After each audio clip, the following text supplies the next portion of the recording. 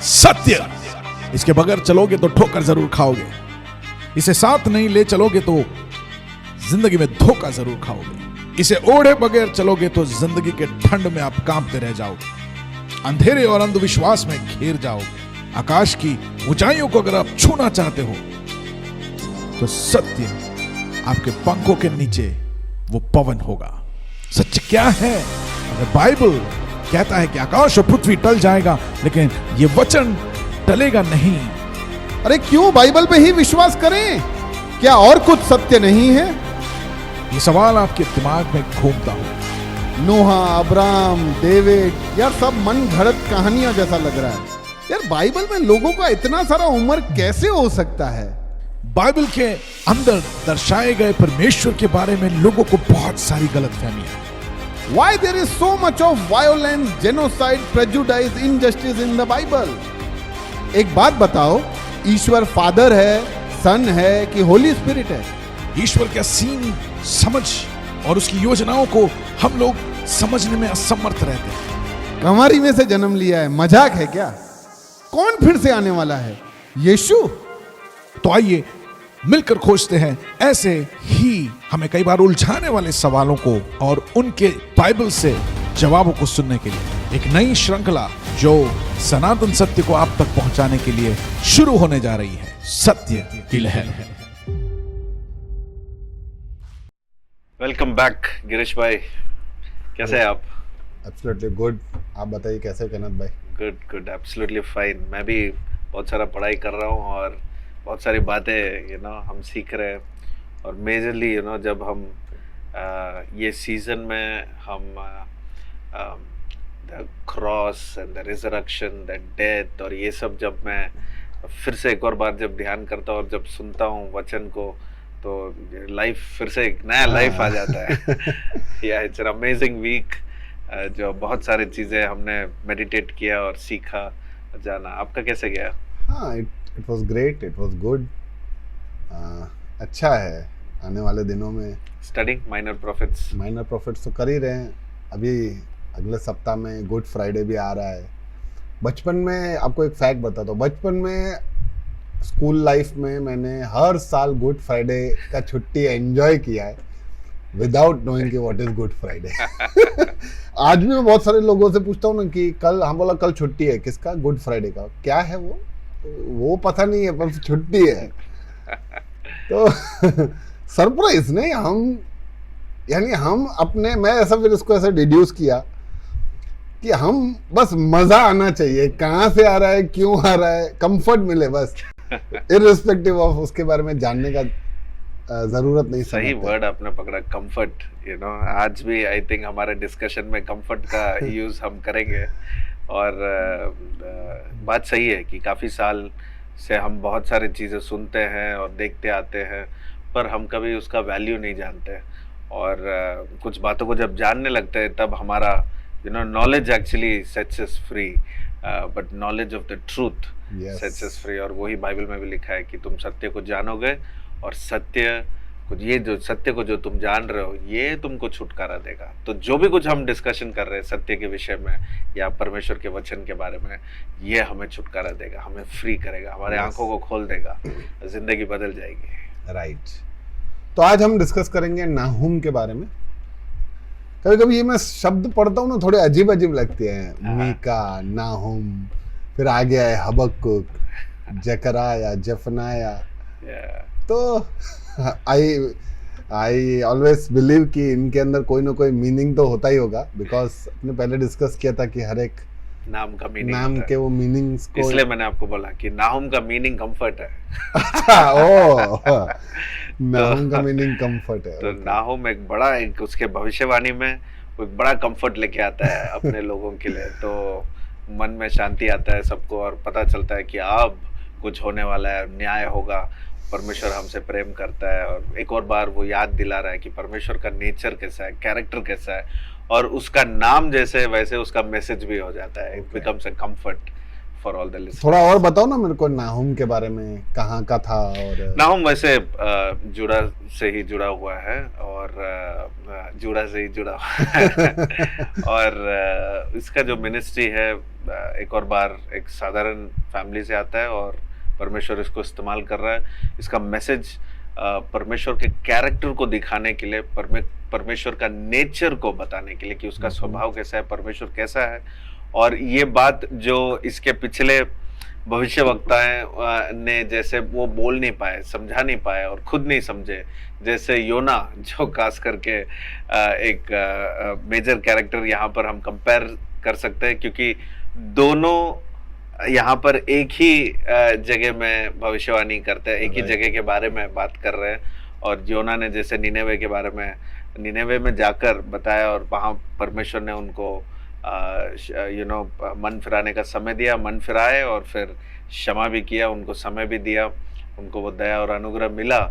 और उसी के साथ यहाँ पर जब नाहोम आके यही संदेश ले आता है तो पहले तो ये संदेश अब अपने देश में, जूडा में और इजराइल में ये बहुत ही एक एक कंफर्ट लाता है कि अब परमेश्वर न्याय करेगा, अब परमेश्वर ये शत्रु को मारने वाला है जो हमें इतने सालों से उन्होंने एक इतना पावरफुल देश जो पूरे सराउंडिंग में कंट्रोल में रखा है, असीरिया जो है और निनेवे उसका कैपिटल है, तो यहाँ पर परमेश्वर कुछ करने वाला है। तो एक it's a message of comfort for his own people.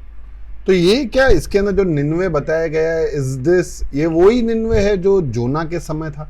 Yes वही निनेवे। और जोना यहाँ से 100 साल पहले वो ये भविष्यवाणी कर रहा था और 100 साल के बाद अभी नाहुम यही संदेश लेके आ रहा है। लेकिन ये 100 साल में उनका वो टाइमलाइन जो अनुग्रह और जो दया निनेवे को मिला 100 साल के अंदर, अब फिर से वो वापस उसी जगह में पहुंच गए जहां पर वो पाप कर रहे हैं। उनका पाप बढ़ गया। परमेश्वर ने असीरियंस को इस्तेमाल किया जूडा और इजराइल को सबक सिखाने के लिए और उनको मन फिराने के लिए।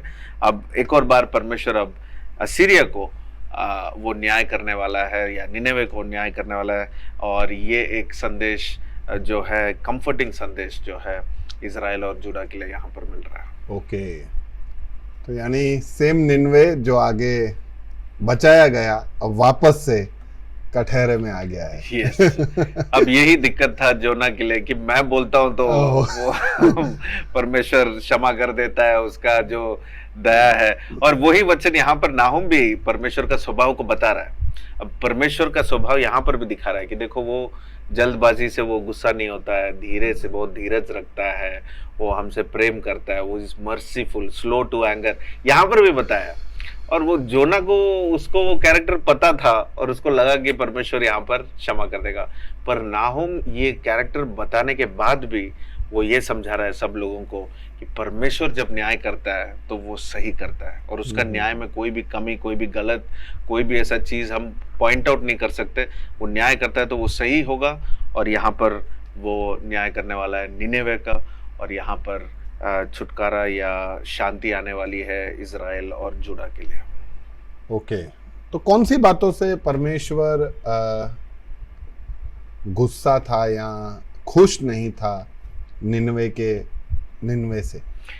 वैसे ये सिर्फ निनेवे के बारे में, यहाँ पर सिर्फ निनेवे के बारे में नहीं है, क्योंकि यहाँ पर भी ऐसा एक छोटा एक झुंड या छोटा एक रेमिनेंट कहते हैं इंग्लिश में, कि एक छोटा सा एक भीड़ एक है जो विश्वास कर रहे, जो इंतजार कर रहे, जो राह देख रहे कि परमेश्वर हमें बचाएगा।